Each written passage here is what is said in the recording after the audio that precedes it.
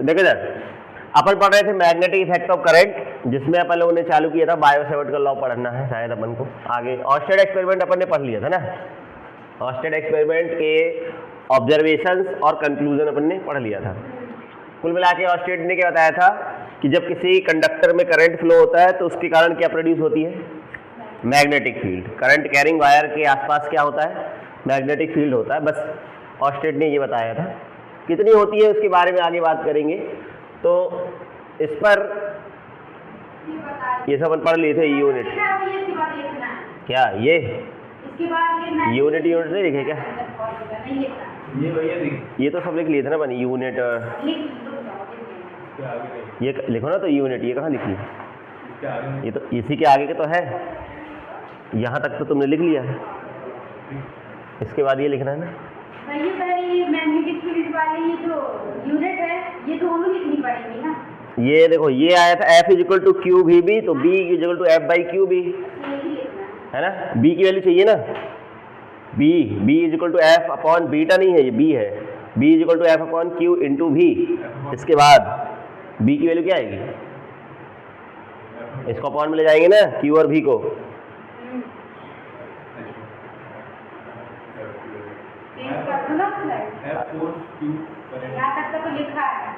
ठीक है, लिखो ना, क्यों नहीं लिख रहे हो। B की वैल्यू निकालो ना, B equal to F upon Q B. अरे तो इसके बाद ये वाली स्टेप नहीं लिख रहा है, बार बार बोल रहा हूँ, कहाँ लिखा है ये, होश ही नहीं है उसको, मेरे जैसे साइड में चिपका देते हो, उसके नीचे लिखो ना। भाई बहुत ही तुम लोग भंड टाइप के इंसान है। मैं यहाँ लिखा हूँ, मैं क्यों लिखा हूँ, मेरे पास जगह नहीं है ना। तुम लोग मैं यहाँ लिखूंगा तो मतलब यहाँ लिख दोगे क्या। ठीक है, इसके बाद मतलब हमको B की यूनिट चाहिए थी, तो ये अपन ने लिखा। अब तुम लोग डायरेक्ट ये लिखोगे, ये B की यूनिट यहाँ से देखो, ऐसा यूनिट क्या है, टेस्ला है या फिर टेस्ला है या न्यूटन। देखो इसको एक्चुअली में एक चीज और लिखा जाता है, यूनिट कहाँ गया वो,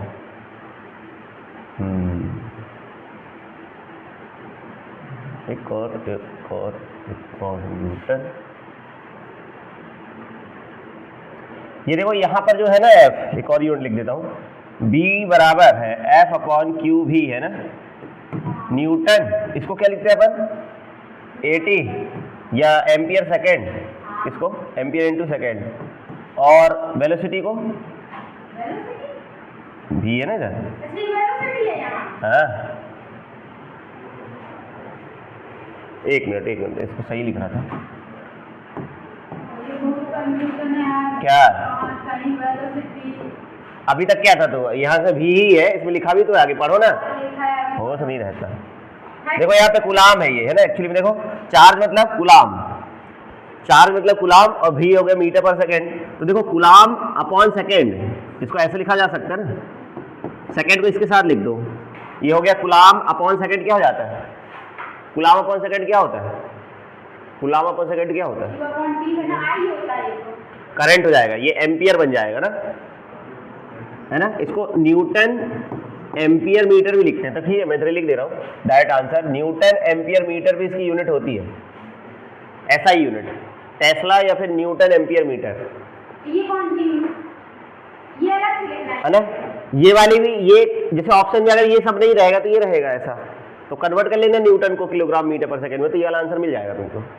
लेकिन जनरली अपन ये वाली यूनिट यूज करेंगे, ये और ये, ठीक है, कन्वर्ट कर लेना न्यूटन को, और एक्चुअली उसने न्यूटन को कन्वर्ट कर लिया है बस।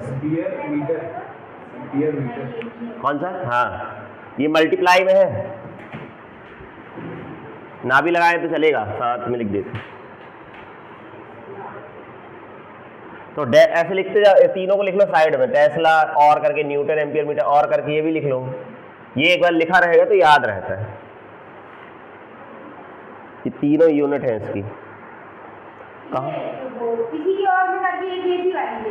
हाँ ये वाली भी लिख लो, तीनों एक साथ लिख लो,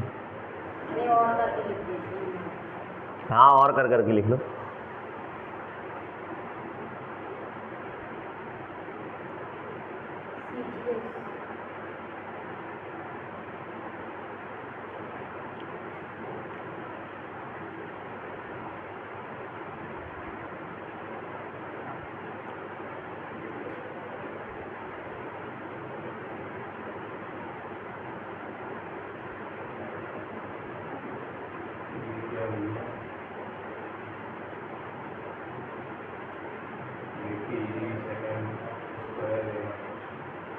अरे ये भी यूनिट है इसकी, मतलब ये देखो इसको अपन ने न्यूटन की वैल्यू रख दो तो यही आंसर आ जाएगा। न्यूटन को क्या होता है, न्यूटन मतलब किलोग्राम मीटर सेकंड की पावर -2 होता है ना, है? अरे यूनिट्स है सब, ये सब यूनिट्स हैं।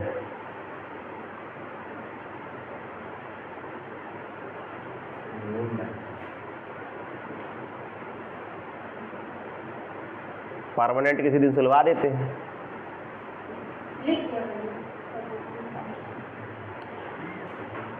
ठीक है ना, ये यूनिट समझ आ गई।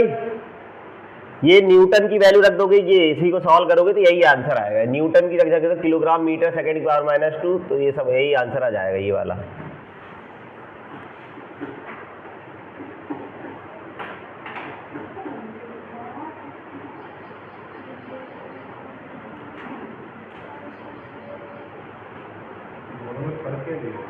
क्या में और एक वो न्यूटन है, अंतर है? क्यों नहीं है इसमें? न्यूटन नहीं है उसमें, इस वाले में न्यूटन की वैल्यू रख देने पे ये आंसर आएगा, ये वाला। तो अंतर तो है दोनों। ऑप्शन में अगर ये तीनों यूनिट, ये दोनों यूनिट रहेगी तो वाली यूनिट लिखी रहेगी, तो फिर क्या अपन टिक नहीं लगा के आएंगे क्या, छोड़ आएंगे क्या? न्यूटन की वैल्यू क्या होती है? न्यूटन का दूसरा क्या होता है? न्यूटन का अपन यूनिट एक और लिख सकते हैं, किलोग्राम मीटर सेकंड की पावर -2। कहाँ से आई है ये, कहाँ से आई है unit kilogram metre second? F = ma से आई है ना। m होता है किलोग्राम, एक्सीलरेशन की यूनिट क्या होती है? मीटर पर सेकंड स्क्वायर।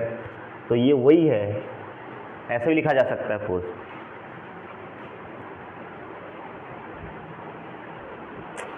दस बार वही चीज पूछते हो तुम लोग।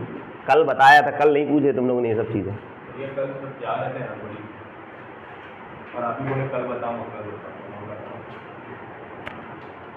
कल था लिख लेना, समझने के लिए तो समझा दिया था ना उसने। हो गया, अब आगे बढ़े। डाविंची फार्मूला आ गया समझ में। डाविंची फार्मूला तो यहीं से निकाले थे। मास किलोग्राम है, मास का m हो गया। लेंथ तो इसमें है नहीं, तो L0। S for time, second, T for second का डाविंची फार्मूला T, तो T की पावर -2, एम्पियर का एम्पियर ही रहता है, यही रहता है, खत्म। ये वाला ये काय के लिए यूज होता है? ये वाला फार्मूला अगर तुम लिख लेते हो तो इससे तुमको डाविंची फार्मूला आसानी से निकल आता है, इसी से डाविंची फार्मूला बनता है। ठीक है, बाकी बता दिए थे, एक गॉस और टेस्ला में रिलेशन बता दिए थे। एक गॉस = 10⁴ गॉस होता है, और एक गॉस बराबर कितने टेस्ला होगा? ये तो एक टेस्ला बराबर इतने गॉस, तो एक गॉस बराबर कितना होगा? 10⁻⁴ कई बार उल्टा पूछ लेता है, एक गॉस बराबर, तो अपन उल्टा लिखेंगे ना, एक गॉस बराबर 1/10⁴ टेस्ला, तो ऊपर चला जाएगी पावर 10⁻⁴ टेस्ला। ठीक है, तो ध्यान देना, अपन याद रखते हैं, पूछ लिया उल्टा तो अपन डायरेक्ट यही वाला टिक लगा देना, प्लस वाले भी ना टिक लगा देना। टेस्ला बड़ी यूनिट है, ठीक है, और याद क्या रखें, मतलब इतने याद रखना कि इसको लिखा जा सकता है उल्टा, एक गॉस बराबर इतना, एक टेस्ला बराबर इतना।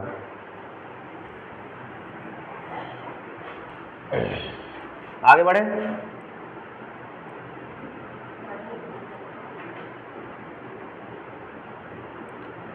अब देखो इधर कुछ चीजें हैं, ये देखो सब ऑब्जेक्टिव में पूछा जाता है। पहला क्वेश्चन देखो, ये लिखा हुआ है, magnetic effect of current was invented by, कल ही समझाया था, किसने खोज की थी मैग्नेटिक इफेक्ट ऑफ करंट की? अभी तो फ्लेमिंग के बारे में जिक्र ही नहीं किया, फिर भी तुम लोग लगातार आंसर बोल रहे हो फ्लेमिंग। देखो यार, फ्लेमिंग तो मैंने अभी पढ़ाया भी नहीं, तो आंसर तो बोलने नहीं चाहिए। और एक ही चीज की बात की थी अपन ने, ऑस्टेड दे, ठीक है। मैग्नेटिक इफेक्ट ऑफ करंट किसने इन्वेंट किया था?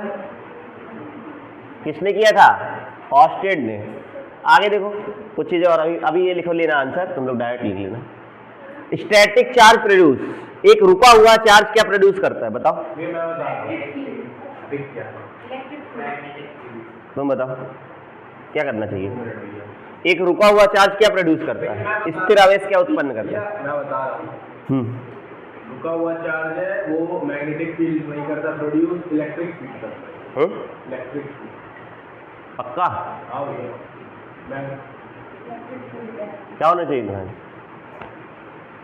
ये अपन ने कहाँ पढ़ा है ये वाला? अभी पढ़े ये पढ़ा है चैप्टर 1 में, इलेक्ट्रिक फील्ड पढ़े थे ना, वहां पे अपन स्टैटिक चार्ज की बात करते रहे। स्टैटिक मतलब रुका हुआ, तो रुका हुआ चार्ज हमेशा क्या प्रोड्यूस करता है? Electric field, only electric field. इसका आंसर बी है। मूविंग चार्ज दोनों करेगा। हाँ, अगला देखो, मूविंग चार्ज होगा। अगर मूविंग चार्ज लिखा है, मूविंग चार्ज प्रोड्यूसेस, तो दोनों चीज प्रोड्यूस करेगा। समझ गए? ये सब क्वेश्चंस है, ये बाद में सब दिमाग गोल हो जाता है। आगे देखो, इसका बताओ क्या आंसर होगा?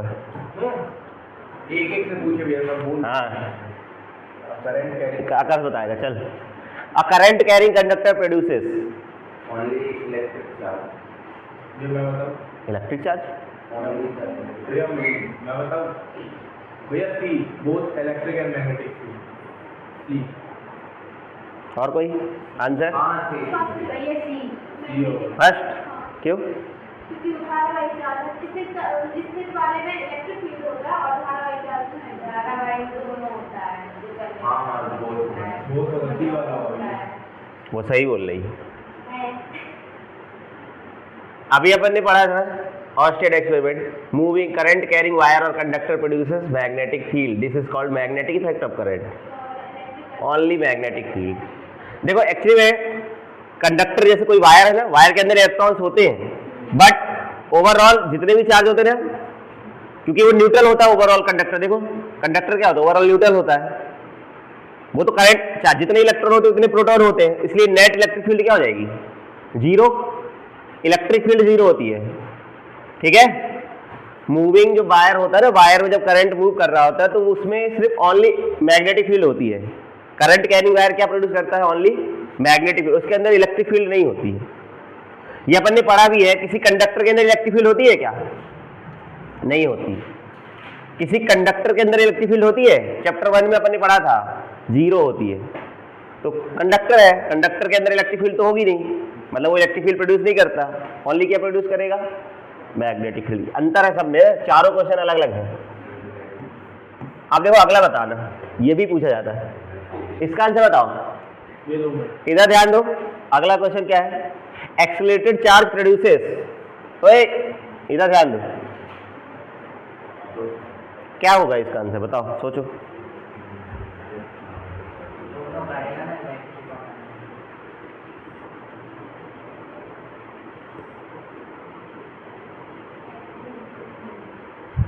एक्सीलरेटेड चार्ज, चार्ज मूव कर रहा है, एक्सीलरेट हो रहा है। ये डी वाला होगा, डी वाला। ये दोनों करेगा ना, इलेक्ट्रिक फील्ड में रहेगा वो मैग्नेटिक। चार्ज है, मैंने अभी बताया, अभी तुम लोगों ने पढ़ा कि चार्ज जब मूव करेगा तो दोनों चीज प्रोड्यूस करता है, इलेक्ट्रिक और मैग्नेटिक फील्ड। अगर देखो चार ऑप्शन, अगर ये वाले चार ऑप्शन है ऊपर वाले, तो तुम्हारा आंसर होगा सी वाला, बोथ इलेक्ट्रिक एंड। लेकिन अगर ऑप्शन नीचे देखो, ऐसा तो कोई ऑप्शन दिए नहीं है, इलेक्ट्रोमैग्नेटिक। तीसरे ऑप्शन में तो है नहीं, हाँ। तो वहां पे क्या लिखा हुआ है? इलेक्ट्रोमैग्नेटिक वेव लिखा हुआ है। इलेक्ट्रोमैग्नेटिक, उसमें दोनों वर्ड है, इलेक्ट्रिक भी है मैग्नेटिक है। इलेक्ट्रोमैग्नेटिक वेव प्रोड्यूस करता है, ये वाला आंसर होगा इसका। दूसरा नाम ले ठीक है, उसी का दूसरा नाम है। चार अगर ऑप्शन ये रहेंगे तो इसमें टिक लगाओगे। एक्चुअली में एक्सीलरेटेड चार्ज जो होता है वो इलेक्ट्रोमैग्नेटिक वेव प्रोड्यूस करता है। इलेक्ट्रोमैग्नेटिक वेव नाम ही है उसका, उसमें इलेक्ट्रिक और मैग्नेटिक फील्ड है ही है। इलेक्ट्रोमैग्नेटिक वेव, जिसमें इलेक्ट्रिक फील्ड और मैग्नेटिक फील्ड दोनों हो, इलेक्ट्रोमैग्नेटिक वेव। बात समझ आएगी नहीं आई? क्वेश्चन समझ आए? सभी के सभी आंसर, किसी के आंसर गलत नहीं लगाना है। तो चारों के वो लिख लो, या तो ऑप्शन है तो आंसर लिख लो, क्योंकि बाद में ऑप्शन ही कंफ्यूज करते हैं। ठीक है, लिख लो ये पांचों क्वेश्चन। ये सब ऑब्जेक्टिव के क्वेश्चन हैं, डायरेक्ट आते हैं एग्जाम में।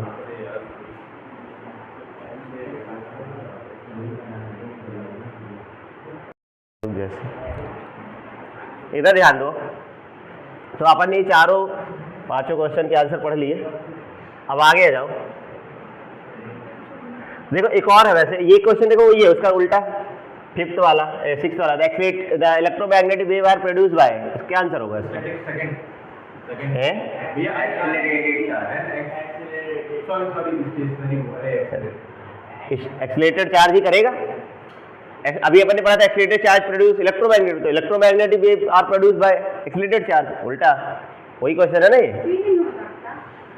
कहाँ moving charge with uniform velocity, ये तो मूविंग चार्ज तो मैग्नेटिक फील्ड प्रोड्यूस करेगा, ये तो इलेक्ट्रोमैग्नेटिक वेव के बारे में पूछ रहा है ना। अच्छा दोनों बार ठीक है, ये वही क्वेश्चन बस उसका उल्टा पूछा है।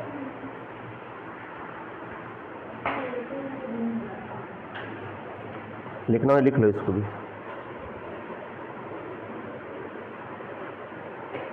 ये सब क्वेश्चन आए हुए हैं एग्जाम में, है ना, ऐसे नहीं करा रहा हूं मैं, ध्यान रहेगा तभी कर पाओगे, नहीं तो ऐसे सोते रहोगे सुबह जैसे क्लास में। लिख ली 6th क्वेश्चन वो याद रहेगा। हाँ मेमोरी तो सारता ही, मुझे पता ही कितनी, कॉपी लाना भूल जाते हैं। कॉपी लाए तो हुई 5:30 बजे वाली जो स्कूल जाएगी देखो दैट। आगे देखो इस चैप्टर का इंपॉर्टेंट बायो सेवर्ट लॉ, देखो दैट,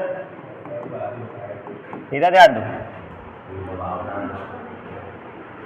बायो सेवर्ट लॉ है। देखो बायो और सेवर्ट ये दो एक साइंटिस्ट थे,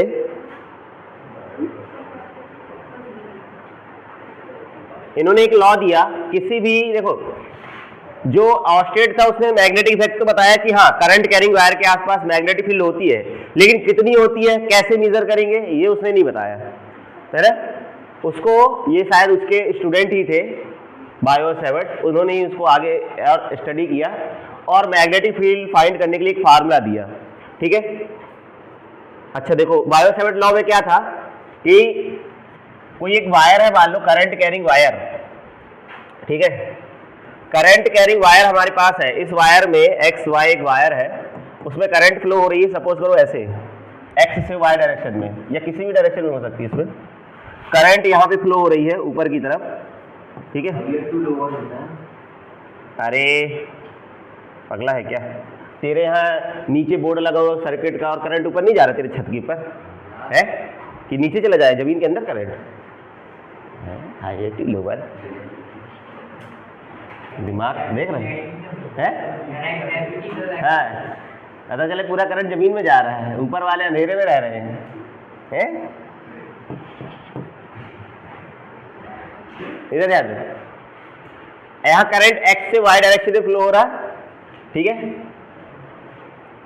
तो अब इस वायर के कारण हर पॉइंट पर यहाँ वायर के आसपास मैग्नेटिक फील्ड होगी, वो मैग्नेटिक फील्ड कितनी होगी, कैसे मेजर किया उसको उन्होंने, देखो एक फार्मूला दिया या एक कुछ कंडीशन दी कि अगर यहाँ पे अपन एक करंट कैरिंग वायर, जैसे एक वायर है एक्स वाई, इसके हम बहुत सारे टुकड़े करें, हर टुकड़े मतलब एक छोटा सा पार्ट लें, मतलब इसका इस वायर का छोटा सा पार्ट अगर लें, उसे हम बोलते हैं, जैसे इसको डीएल बोलेंगे, छोटी सी लेंथ है ना, ये पूरी लेंथ एल होगी, हमने उसका एक छोटा सा टुकड़ा लिया, इसको बोलते हैं करंट एलिमेंट, क्योंकि इसमें करंट फ्लो हो रहा होगा इस डायरेक्शन में, करंट ऐसे फ्लो हो रहा है इसमें एक्स से वाई, तो इसमें भी तो करंट ऊपर की तरफ फ्लो हो रहा होगा, मतलब करंट ऐसे यहीं से होता हुआ इधर जाएगा।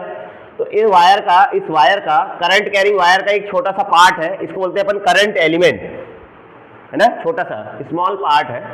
इस स्मॉल पार्ट के कारण इसमें करंट फ्लो हो रहा होगा, आई ही तो करंट इसमें जाएगा। अगर यहाँ 2 एम्पियर करंट फ्लो हो रहा है इस वायर में, तो इसमें भी तो कितना करंट होगा, 2 एम्पियर ही तो इससे क्रॉस करके जाएगा ना, तो अपन मानेंगे इसमें कितनी करंट है, अगर आई जा रही तो इसमें भी करंट आई ही होगी। इस करंट एलिमेंट के कारण यहां पर मान लो एक पॉइंट है, इससे आर दूरी पर एक पॉइंट है P, ठीक है। इस पॉइंट P पर मैग्नेटिक फील्ड कितनी होगी या किन किन फैक्टर पे डिपेंड करती है, ये बायो और सेवर्ट ने बताया कि इस पॉइंट P पर जो मैग्नेटिक फील्ड है वो पहली बार डिपेंड करती है इस पर कितना करंट फ्लो हो रहा है। करंट की देखो, जैसे यहाँ करंट अगर 1 एम्पियर फ्लो हो रही है तो यहाँ पर कुछ ना कुछ इंटेंसिटी होगी, लेकिन अगर यहाँ पे 10 एम्पियर करंट फ्लो होगा इसमें से, इस वायर से, तो यहाँ पे इंटेंसिटी चेंज हो जाएगी कि वही रहेगी, चेंज होगी ना। अभी तो अपन ने पढ़ा था उसमें ऑस्टेट के एक्सपेरिमेंट में, मतलब करंट को बढ़ाने से डिफ्लेक्शन भी क्या हो जाता है, बढ़ जाता है। बढ़ता क्यों है, क्योंकि मैग्नेटिक फील्ड बढ़ती होगी, तो यही है। तो देखो इसमें क्या है, ये two French scientist Jean Biot and Savart, ठीक है, ये उसका नाम है Jean Biot Savart, deduce an expression for the intensity of magnetic field due to current carrying conductor which is known as Biot Savart law, इसे Biot Savart law बोलते हैं।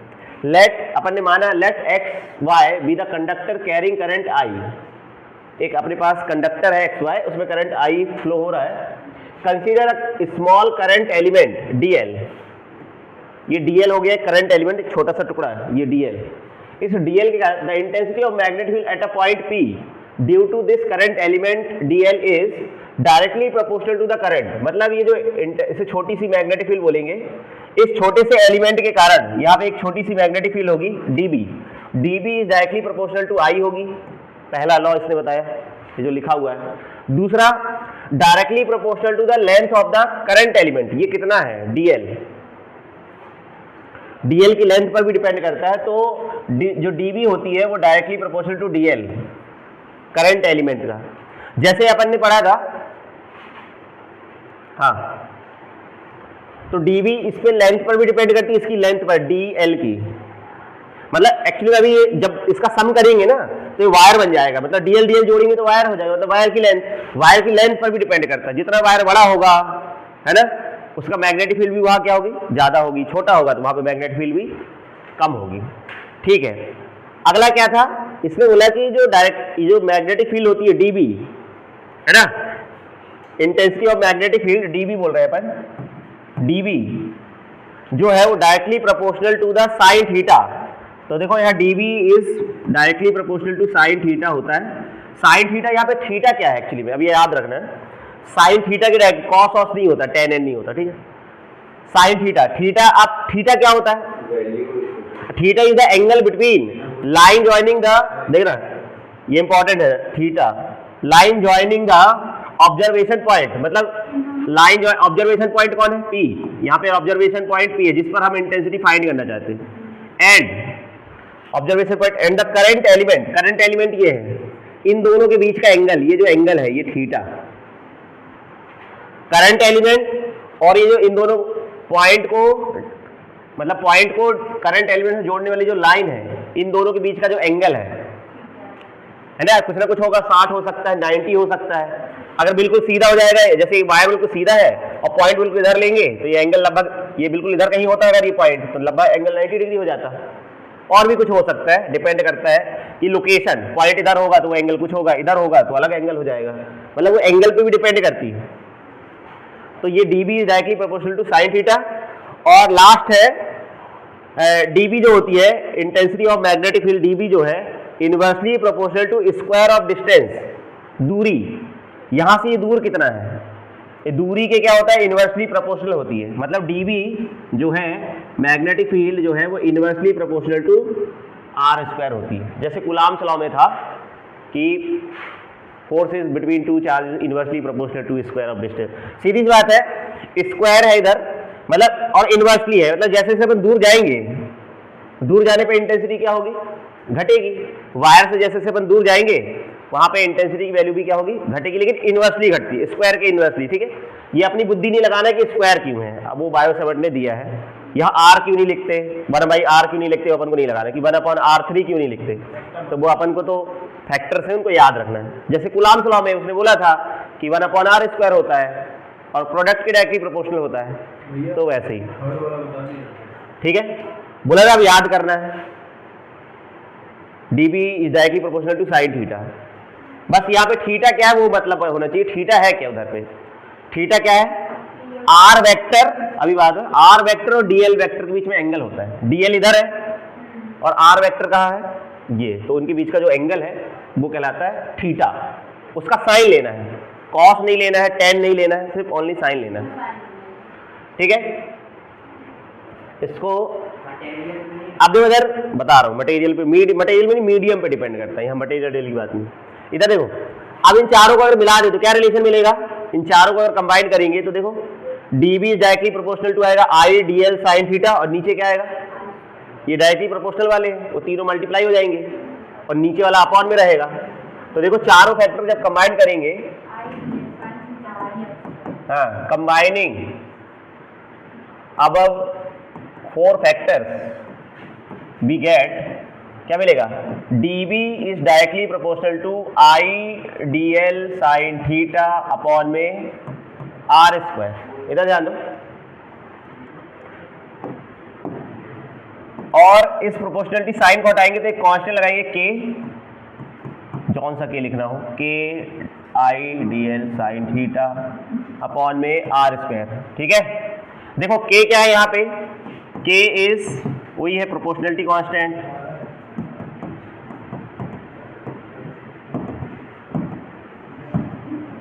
देखो सर के क्या है, एक प्रोपोर्शनलिटी कांस्टेंट है, और देखो इसकी फिर वैल्यू होती होगी कुछ ना कुछ, तो देखो इन एसआई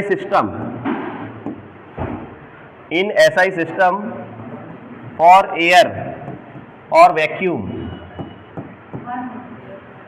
के की जो वैल्यू होती है, K is equal to mu naught upon 4 pi. देखो सर म्यू नॉट अपॉन 4 याद रखना, जैसे अपन ने वहां पे याद किया था 1 अपॉन 4 पाई एप्सिलॉन नॉट, वैसे इसको म्यू नॉट अपॉन 4 पाई।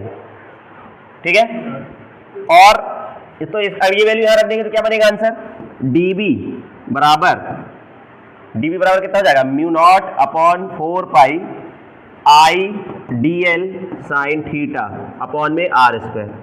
इसको अब याद रखेंगे हम लोग, सब जगह काम आएगा, क्योंकि अब यही फार्मूला चलेगा आगे। डीबी क्या हुआ अपना, क्या डीबी क्या हुआ, डीबी मतलब मैग्नेटिक फील्ड, छोटी सी मैग्नेटिक फील्ड, किसके कारण, इस छोटे से एलिमेंट के कारण। डीएल एलिमेंट के कारण अपन ने निकाली, फिर डीबी पूरे वायर के कारण निकालेंगे तो फिर बी बोलेंगे, इंटीग्रेशन करना पड़ेगा एक्चुअली में अभी आगे चल के, तो डीबी का इंटीग्रेशन बी हो जाएगा, टोटल मैग्नेटिक फील्ड हो जाएगी। अभी अपन ने एक स्मॉल एलिमेंट, इन्होंने सिर्फ स्मॉल एलिमेंट के लिए बताया है, पूरे वायर के लिए नहीं बताया। पूरे वायर के लिए हम अलग अलग तरीके से निकालेंगे, वायर कैसा उस पर भी डिपेंड करता है, सर्कुलर है कि सीधा वायर है, वो अलग अलग उस पर शेप पर डिपेंड, अभी करेंगे अपन आगे, पहले तो अभी इतना ही पढ़ो। और जैसे अपन ने उसकी वैल्यू याद की थी ना, म्यू नॉट अपॉन 4 पाई की वैल्यू भी होती है, इसकी वैल्यू होती है 10 टू पावर -7, इसकी वैल्यू जैसे उसकी वैल्यू थी 9 इंटू 10 टू पावर 9, सिमिलैरिटी है थोड़ा बहुत उसी के जैसे, बस यहाँ पे ये वैल्यू चेंज हो गई है। ठीक है, और यहाँ लिख देता हूं मैं, value of K is equal to 10 to power -7 या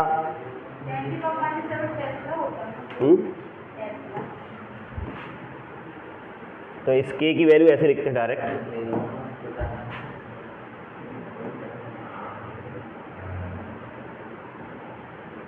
या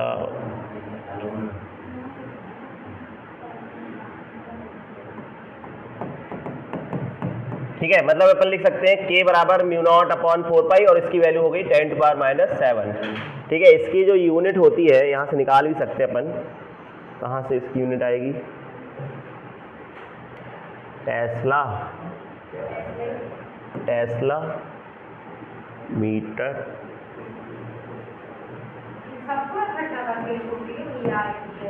ये आएगी यूनिट। ठीक है, इसको अपन यूज करेंगे डायरेक्ट फार्मूले में, मतलब न्यूमेरिकल में यूज करते हैं, जैसे उसकी वैल्यू 9 इंटू 10 9 यूज करते हैं। देखो पहले इसको नोट कर लो यहाँ से,